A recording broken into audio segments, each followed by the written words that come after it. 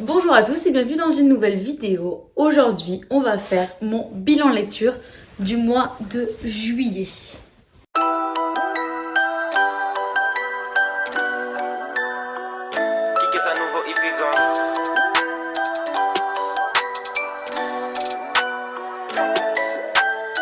La première lecture, il s'agit d'une lecture audio.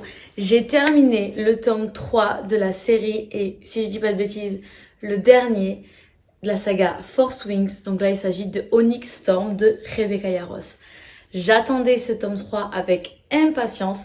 Je l'avais même précommandé quand j'ai vu qu'il était bientôt disponible en audio et je l'ai écouté le jour de sa sortie et je l'ai vraiment dévoré. J'ai adoré retourner dans l'univers de Force Wing, de toute cette magie, de toutes ces aventures de dragons, etc. Bref, j'ai adoré. Mais en termes d'histoire, alors, c'est pas que je l'ai moins aimé, il est vraiment différent des deux premiers. Peut-être un peu plus similaire aux deux par rapport au premier. Le premier reste mon favori de toute la trilogie. Le 3, je l'ai peut-être un peu plus aimé que le 2. Mais c'est pas mon favori. En tout cas, je le trouve vraiment exceptionnel. Et j'avoue qu'avec la fin, je n'arrive pas à savoir s'il va y avoir un tome 4 ou pas. Je ne crois pas. Mais je ne me suis pas trop renseignée non plus sur le sujet. Donc, à tout moment, j'aurai la surprise d'un tome 4. Mais je crois pas du tout que ce soit prévu. C'est pas en tout cas dans ce que j'ai vu. En tout cas, j'ai adoré cette trilogie. J'ai adoré cette lecture. Et je suis tellement déçue si c'est le dernier parce que c'est l'univers en fait qui va me manquer le plus.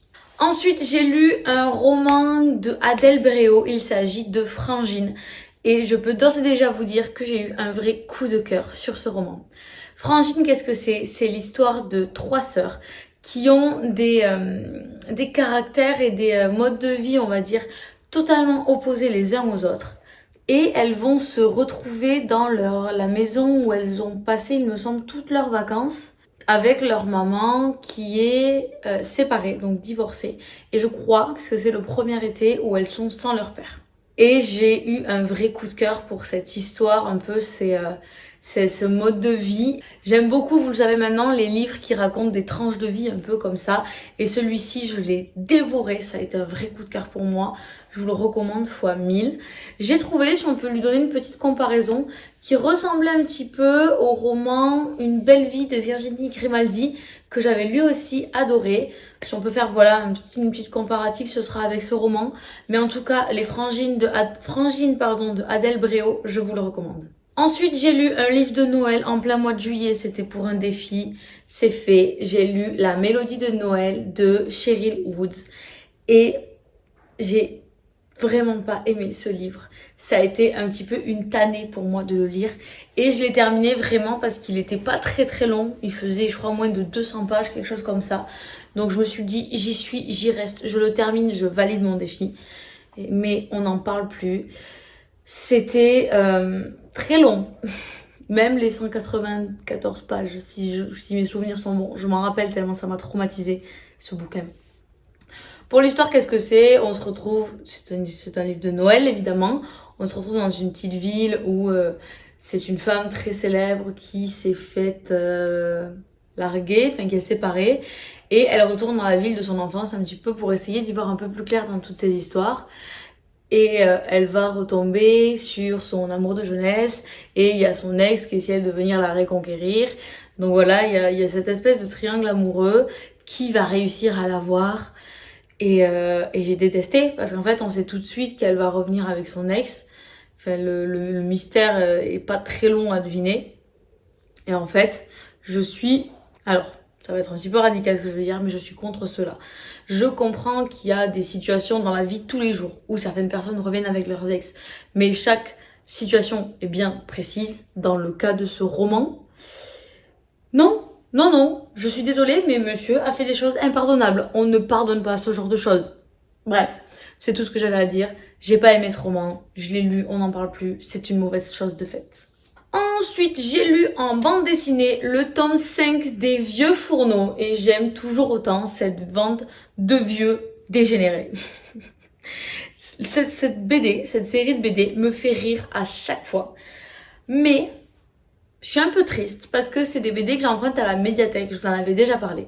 Et là, la médiathèque est fermée pour une durée indéfinie parce qu'il y a eu des inondations au village. Donc je ne pourrai plus emprunter de BD pour l'instant. Ils espèrent réouvrir en septembre, mais rien n'est sûr. Donc dès que vous voyez la suite de ces sagas dans mes vidéos bilan lecture, vous savez que j'ai pu retourner à la médiathèque. Ensuite, j'ai lu Ce qui nous rend vivants de Emma Green et j'ai tellement aimé cette lecture. C'est mon deuxième coup de cœur du mois. 2 en un mois et même 2 en une semaine parce que là c'était ma semaine de vacances et je peux vous dire que j'ai charbonné la lecture. Ce qui nous rend vivants de Emma Green, j'ai adoré cette lecture. Pour l'histoire, qu'est-ce que c'est? On suit une jeune femme qui entre en internat de médecine, donc elle rentre aux urgences, interne aux urgences, et elle tombe là-bas sur un des garçons en fait qu'elle a rencontré en première année de médecine et je crois qu'elle a eu une histoire d'amour avec cet homme et ça s'est terminé de manière un petit peu abrupte entre eux. Et donc ils vont se retrouver là à cet internat et malgré le fait qu'ils ont très envie de s'éviter l'un et l'autre, c'est du Emma Green, ils ne font que se croiser plus ou moins par hasard et franchement, il y a une très belle relation qui naît entre les deux. Et j'ai adoré ce roman, j'ai adoré et plonger dans le milieu médical qui est pas forcément un milieu que je connais très très bien, j'ai trouvé ça assez intéressant. Je sais que Emma Green fait des recherches assez poussées à chaque fois qu'elle part d'un milieu comme ceci dans un de ses romans. Et c'est ce que je trouve d'autant plus intéressant parce que au moins on est sûr et certain que ce qu'on lit c'est plus ou moins la vérité, même plutôt plus que moins. Et j'aime beaucoup, ça nous permet voilà de nous glisser dans des milieux qu'on connaît pas, dans des métiers qu'on connaît mal. Et si ces lectures peuvent nous apporter ce plus, moi je prends personnellement. Ensuite, j'ai lu le roman Où vont les larmes quand elles sèchent de Baptiste Beaulieu. J'avais beaucoup entendu parler de ce livre, que en bien, franchement. Et donc, j'étais assez curieuse et j'avais assez hâte de le découvrir. Je l'ai lu dans le train, donc assez rapidement. Et autant vous le dire tout de suite, j'ai été très déçue par cette lecture. Je ne m'attendais pas du tout à ça. Mais vraiment, j'ai eu beaucoup de mal à rentrer dedans et j'ai pas eu de mal à en sortir puisqu'en fait, je n'ai jamais accroché avec ce livre. Où vont les larmes quand elles sèchent? Qu'est-ce que c'est? Je crois que c'est une autobiographie, même que c'est pas que c'est un roman autobiographique, que c'est pas un roman totalement imaginé. On suit les traces donc d'un médecin, du coup, je crois Baptiste. Médecin généraliste, j'avais plus le mot. Médecin généraliste et donc ses histoires avec sa patientèle, etc. Et je sais pas, il y a des passages très beaux et très touchants dans le roman, ça je ne pourrais le nier. Mais la généralité, la globalité du truc, j'ai pas accroché. Non, il y a des moments, franchement, même je me rappelle, parce que pareil, je l'ai lu très très vite parce que je voulais vraiment en sortir de ce truc. Mais je me rappelle qu'il y a des moments qui m'ont un peu choquée sur des phrases qu'il pouvait avoir sur certains patients. Moi, travaillant dans la clientèle, ça ne me viendrait pas à l'esprit en fait de parler, même de coucher sur écrit ou de dire ces choses-là sur certaines personnes sans empathie, sans rien. Et ça m'a un peu choquée, je pense que c'est ce qui m'a un peu stoppé net avec ce livre. Donc voilà, après ce n'est que mon avis, attention, je peux aussi totalement comprendre que vous l'ayez adoré parce que ce livre est quand même assez émouvant à certains moments. Mais pour moi, ça ne l'a pas fait. Vraiment pas. Et c'est bien dommage d'ailleurs, je trouve. Ensuite, j'ai lu, et dans un tout autre registre, et que quelqu'un vous tende la main de Karen Ponte. C'est pas le premier roman de Karen Ponte que je lis, mais ça faisait très longtemps que j'avais pas lu de roman de cette autrice. Et je sais qu'à chaque fois, ce sont des lectures assez légères qui donnent le sourire. Donc j'avais très envie de lire ça après Baptiste Beaulieu. Et j'ai adoré, évidemment j'ai adoré ce roman. L'histoire, qu'est-ce que c'est? On suit en fait une jeune femme qui pète un câble dans sa famille, qui a des gros soucis au travail, dans son couple avec ses filles, etc. Et qui gifle sa fille. Et là, elle se rend compte qu'en fait, ça va pas du tout, que elle ne peut pas continuer comme ça. Et donc, elle décide, avec l'aide, je crois, de son médecin généraliste, de partir se calmer entre gros guillemets, de partir en retraite, on va dire, dans un centre spécialisé pour les personnes en dépression et en burn-out, parce qu'elle se rend compte en fait qu'elle fait une dépression et un burn-out. Donc elle va là-bas, et là-bas, elle rencontre une autre personne qui, elle, est là-bas parce qu'elle fait une grosse dépression, parce qu'elle a perdu son bébé. Et ensemble, elles vont essayer de remonter la pente et elles vont découvrir la tenancière d'un café qui, elle aussi, ne fait pas partie du centre, mais le café est collé au centre et qui, elle aussi, a des problèmes, a des gros problèmes dans sa vie. Je vous dévoile pas tout. Et toutes les trois, en fait, elles vont devenir très bonnes copines. Elles vont vivre des aventures qui vont, bien évidemment, les aider les unes et les autres. Et en fait, c'est toutes ces belles choses combinées ensemble, tous ces petits bonheurs, ces choses du quotidien dans leur grand malheur de la vie qui vont faire qu'elles vont aller mieux petit à petit, mais ensemble. Et j'ai trouvé ce roman très très beau, très moralisateur, mais pas dans le mauvais sens du terme, dans le sens où on peut trouver plein de belles choses dans le quotidien, toutes ces petites choses qui nous font sourire, qui nous font envie de continuer de vivre et d'avancer. Ça nous apprend en fait que c'est sur ça qu'il faut se concentrer. Et vous savez que c'est quelque chose que j'essaie d'appliquer au quotidien. Mais ce livre a été une belle piqûre de rappel pour moi. J'ai adoré, voilà. Et je ne peux que vous le conseiller. Et ça m'a fait beaucoup de bien de lire du Karen Pont. Ça faisait très longtemps que ça n'était pas arrivé. Ensuite, j'ai découvert le dernier roman de Agnès Leydig, Répondre à la nuit. Je vous avoue que j'ai eu un petit peu de mal à rentrer dans le livre, je comprenais pas trop où il voulait nous mener, je trouvais le début un peu spécial même. Et en fait, au fur et à mesure qu'on rentre dans le livre, à partir du moment où l'enquête prend vie, j'ai vachement accroché et j'ai lu la suite assez rapidement. Je remets un peu le contexte de l'histoire, ça se passe à la campagne, très proche d'une forêt, puisqu'il est beaucoup question de la forêt dans ce livre, et de chasse. Ce que j'ai bien aimé, je fais une petite parenthèse chasse, ce que j'ai bien aimé dans ce livre, c'est qu'il n'y a pas de... il n'y a pas la chasse c'est bien ou c'est mal. Il y a vraiment la chasse c'est bien quand c'est fait dans les conditions qui sont les bonnes et qui sont respectées et respectables pour l'humain et la nature. Et la chasse c'est mal quand c'est fait à outrance, dans de mauvaises conditions et en ne respectant pas justement la nature et les autres. Et ça déjà j'ai adoré cette parenthèse-là parce que quand j'ai vu que ce livre parlait de la chasse, je me suis dit ça va pas le faire, ça va encore être un livre anti-chasse et en fait pas du tout. Donc ça m'a vachement rassurée et je pense que ça m'a aussi aidé à rentrer dans la lecture. Donc on a cette forêt en fond, ce petit village et ces chasseurs. Et il y a une jeune fille qui chasse à l'arc et qui protège la nature.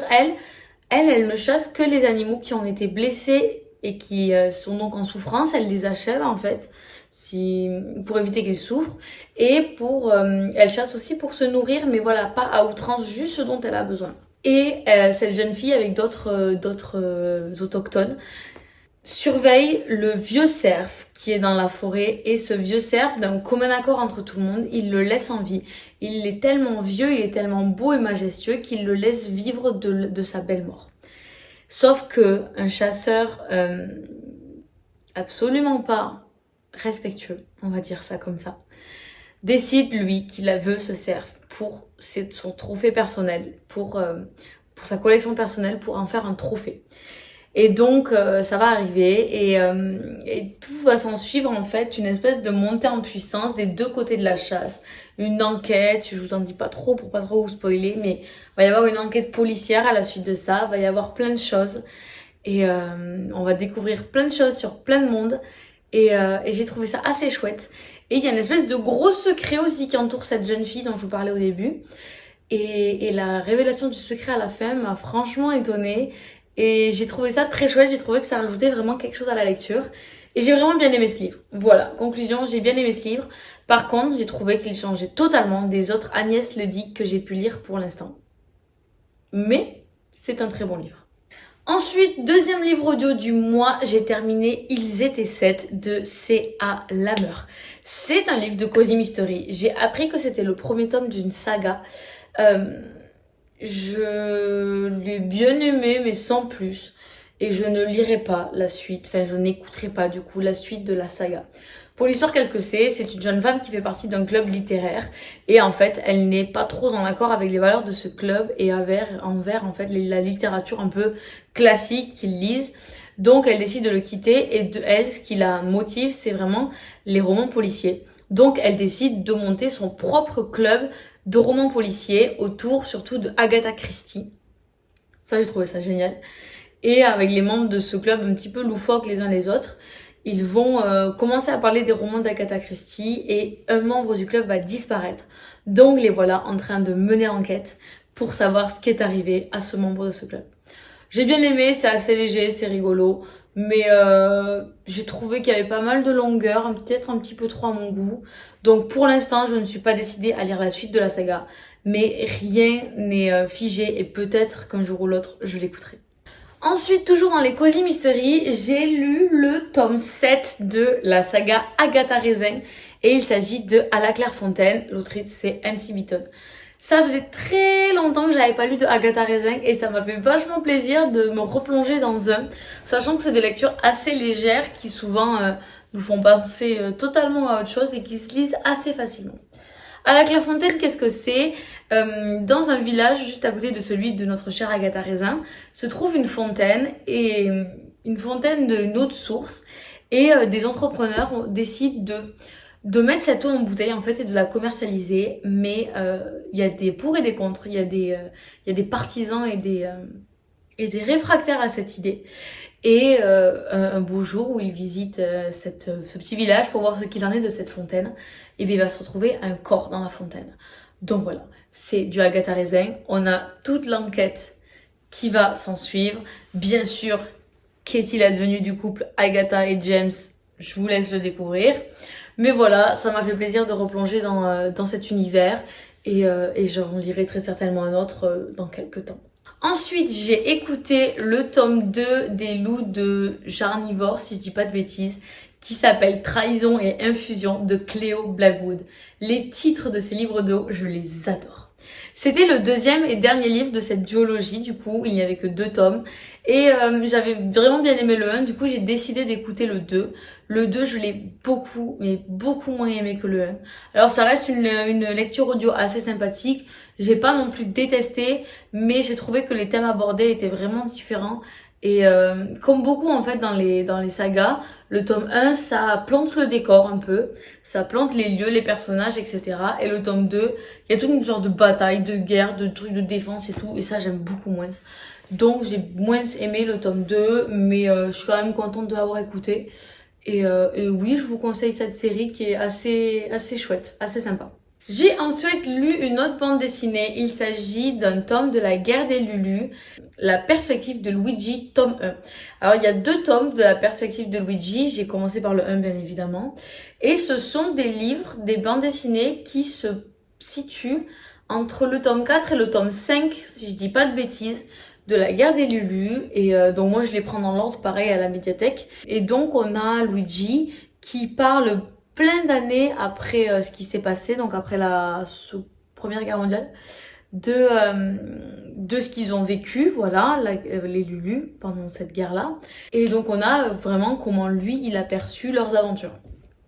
J'ai trouvé ça assez chouette. Je n'ai aucune idée de si oui ou non ça va me spoiler sur les prochains tomes. Je n'espère pas. Mais franchement, j'ai bien aimé. Et voilà, comme je vous disais tout à l'heure, il me tarde que la médiathèque réouvre pour pouvoir continuer à lire ces séries de bandes dessinées que je découvre actuellement.